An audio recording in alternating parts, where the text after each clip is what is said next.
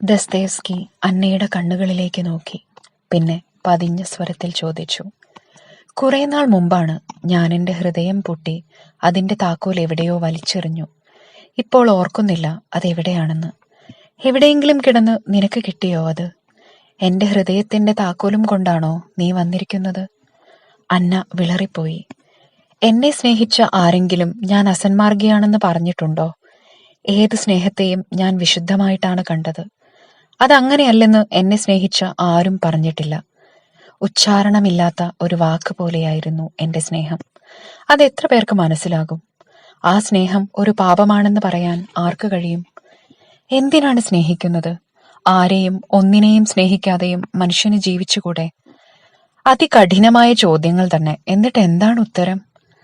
ആത്മീയമായ ഏകാന്തതയുടെ ദുഃഖം മറക്കാനാണ് സ്നേഹിക്കുന്നത്. ആത്മീയമായ ഏകാന്തതയോ?